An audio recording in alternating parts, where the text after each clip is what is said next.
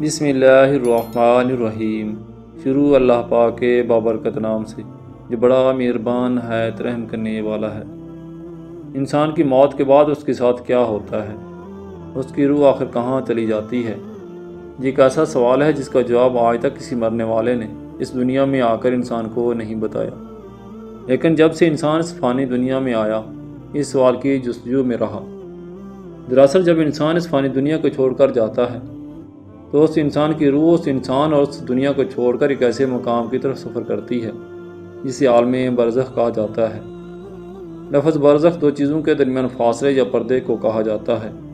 اس عالم کو عالم برزخ اس لیے کہتے ہیں کیونکہ اس کا آغاز موت اور روح قبض ہونے سے لے کر قیامت قائم ہونے تک باقی رہے گا۔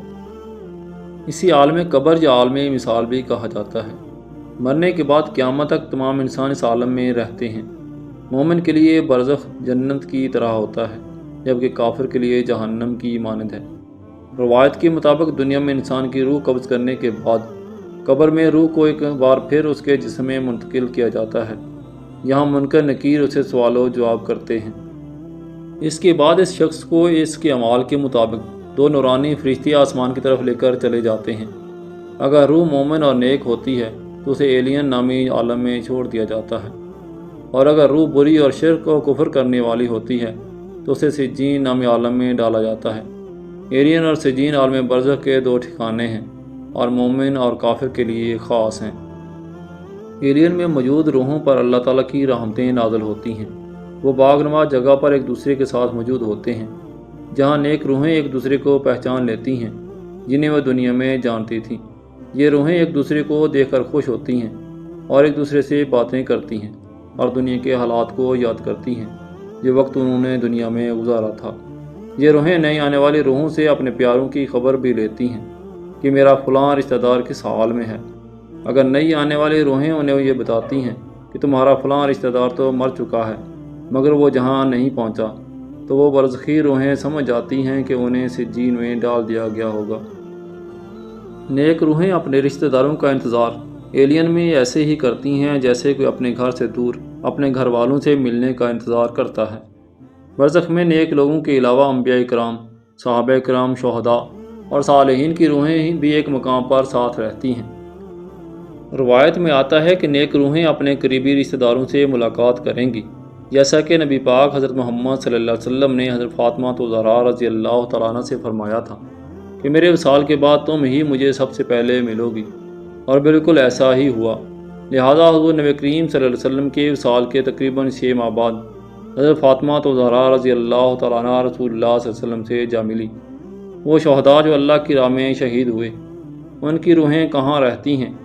اس کے متعلق صحیح مسلم کی ایک مشہور روایت ہے جسے رسول اللہ صلی اللہ علیہ وسلم نے اللہ کے راستے میں شہید کے جانے کے والے کے متعلق فرمایا، ان کی روحیں سبز پرندے کے شکم میں ہوتی ہیں۔ ان کی روحیں ایسے قندیلیں ہیں جو عرش کے ساتھ لٹکی ہوتی ہیں، اور وہ روحیں جنت میں پھرتی رہتی ہیں، جہاں چاہیں وہاں جاتی ہیں اور جو چاہے وہ کھاتی ہیں، اور پھر ان قندیلوں کی طرف لوٹ آتی ہیں۔ پھر ان کا رب ان روحوں سے کہتا ہے کہ کیا تمہیں کسی چیز کی خواہش ہے؟ وہ جواب دیتی ہیں، ہم اور کیا خواہش کریں گی، ہم جنت میں جہاں چاہیں وہاں گھومتے اور جو چاہے وہ کھاتے پیتے ہیں۔ دنیا میں نیند اور خواب عالم برزخ کا ہی ایک نمونہ ہے۔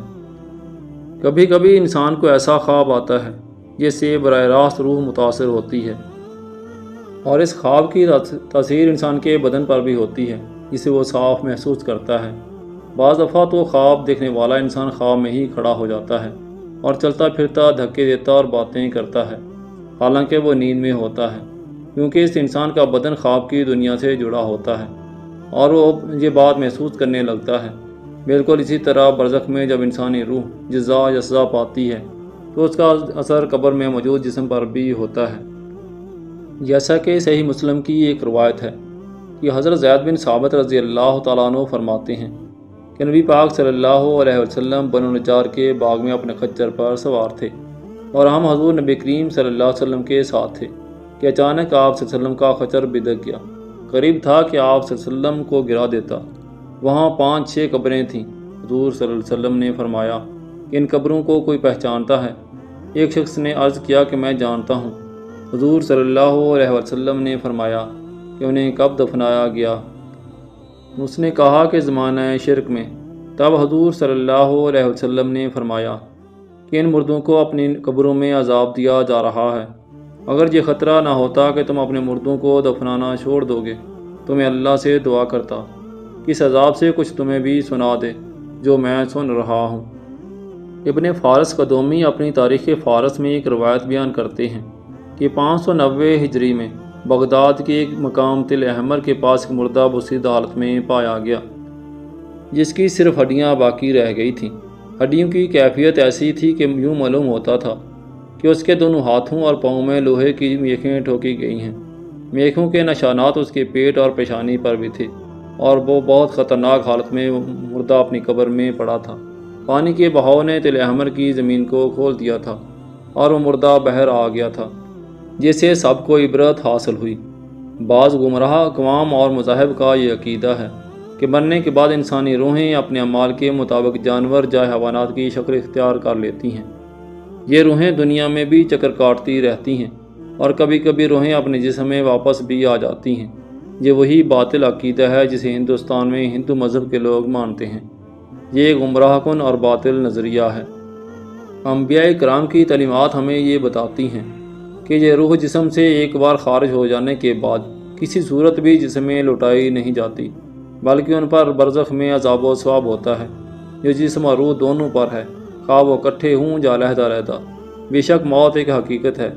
دنیا سے برزخ اور برزخ سے حشر تک کا سفر ہر ذی روح کو کرنا ہے، اور اس سفر کا آزاد راہ وہ اعمال ہیں جو ہم اس دنیا میں کریں گے۔ لہٰذا ابو ذر رضی اللہ تعالیٰ عنہ بیان کرتے ہیں کہ حضور صلی اللہ علیہ وسلم نے فرمایا کہ قبروں کی زیارت کرو تاکہ آخرت کی یاد آئے، مردہ کو نہلایا کرو، کفانی جسم کو چھونا بھی بڑی نصیحت ہے، اور جنازے کی نماز پڑھو تاکہ یہ تم کو غمگین کر دے، کیونکہ غمگین اللہ کے سائے میں ہوتا ہے اور نیکی کا کام کرتا ہے۔ محترم سامعین کرام، امید ہے آپ کو ہماری آج کی ویڈیو پسند آئی ہوگی۔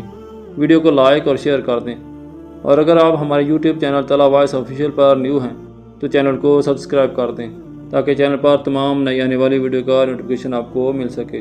جزاک اللہ۔